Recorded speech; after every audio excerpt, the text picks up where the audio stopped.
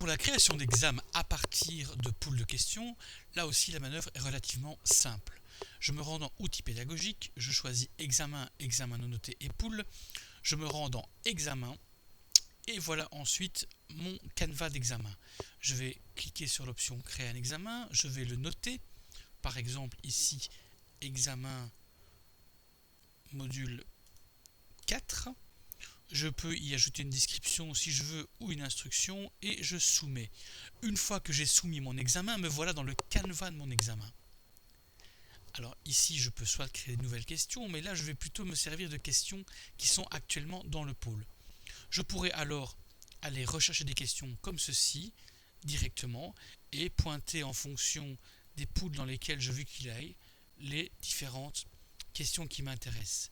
Mais dans le cas précis qui m'intéresse aujourd'hui, je veux utiliser l'ensemble du pool de questions module 4 et aller chercher dans ce pool un certain nombre de questions de manière aléatoire. Donc pour celui-là, je crée un ensemble de questions. Je lui indique que je veux qu'il aille piocher dans les questions du pool 4.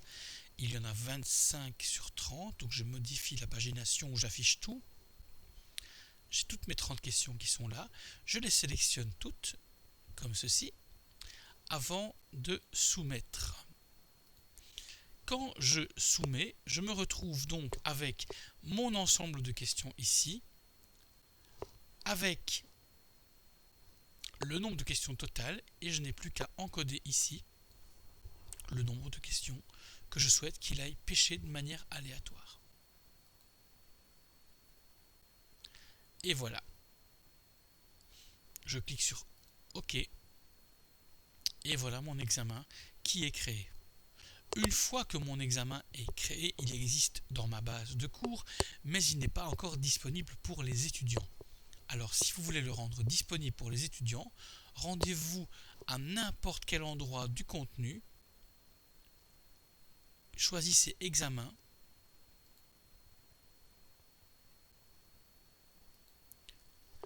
choisissez ici dans la liste proposée l'examen que vous venez de créer, soumettez, et à ce moment-là, le système va vous proposer de paramétrer les options de l'examen. Il est préférable ici par exemple d'ouvrir l'examen dans une nouvelle fenêtre. On va vous demander s'il faut rendre le lien disponible, oui ou non. S'il faut créer une annonce automatique liée à l'examen. Les tentatives multiples peuvent être choisies ici ou un nombre de tentatives déterminé. On peut estimer qu'on veut garder uniquement la dernière tentative notée, forcer l'exécution, appliquer un minuteur, une date d'affichage à partir d'un certain jour jusqu'à un autre jour, le protéger par un mot de passe, etc. etc. La date d'échéance est une date qui vous permet de déterminer la date à laquelle vous voulez que les étudiants passent l'examen au plus tard. Le choix de cette option maintiendra le lien vers l'examen, mais les étudiants qui auront rendu l'examen après la date fatidique, il y aura une mention tardive qui était précisée ici. Vous pouvez choisir toutes les options et bien vérifier ici au niveau des feedbacks que vous voulez ce que vous souhaitez. Une fois que c'est terminé, vous soumettez et votre examen est disponible dans l'interface. Voilà pour les examens. Bon travail!